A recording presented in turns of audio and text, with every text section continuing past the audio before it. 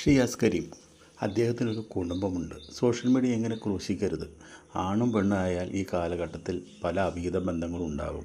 അത് കോടതി പോലും ഒരു ഭാര്യ ഇരിക്കുമ്പോൾ വേറൊരു പെണ്ണിനെയും കൊണ്ടുപോയി എന്തെങ്കിലും ചെയ്തു കഴിഞ്ഞാൽ അത് അംഗീകരിച്ചു കൊടുത്തുള്ള വിധിയൊക്കെ നടക്കുന്നുണ്ട്. പിന്നെ പൈസ തട്ടിപ്പ് ഇതിൽ നടന്നിട്ടുണ്ടെങ്കിൽ ശിക്ഷിക്കപ്പെടണം.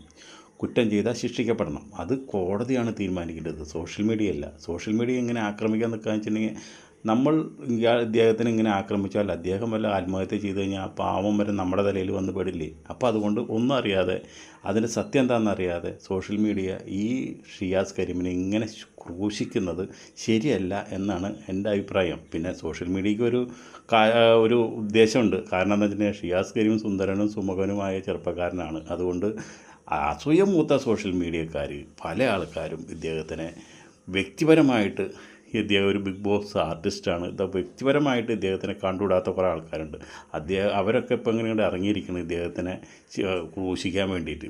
അദ്ദേഹം ഈ തെറ്റ് ചെയ്തിട്ടുണ്ടെങ്കിൽ ശിക്ഷിക്കണം എന്ന് നമ്മൾ ഉറക്കെ പറയുന്നു. പക്ഷേ ഒരിക്കലും സോഷ്യൽ മീഡിയ ഇങ്ങനെ പെരുമാറരുത്. ഒരു സംസ്ഥാനത്തും ഇല്ലാത്ത ഒരു കീഴ്വഴക്കാണ് ഇവിടെ നടക്കുന്നത്. ഇവിടെ എന്തെങ്കിലും കിട്ടി കഴിഞ്ഞ് കഴിഞ്ഞാൽ പിന്നെ അവനിട്ടിട്ട് അങ്ങോട്ട് ക്രൂശിക്കുക.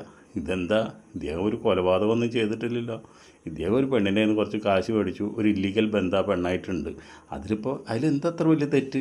കാശ് മേടിച്ചിട്ടുണ്ടെങ്കിൽ കോടതി മുഖേന അത് തിരിച്ചു കൊടുക്കും, അല്ലെങ്കിൽ ആൾക്ക് അതിനുള്ള ശിക്ഷ കൊടുക്കും. അതല്ലേ നമ്മുടെ ജനാധിപത്യം എന്ന് പറയണത്. അല്ലാണ്ട് സോഷ്യൽ മീഡിയ ആണോ ഇതൊക്കെ തിരുത്താൻ നിൽക്കുന്നത്?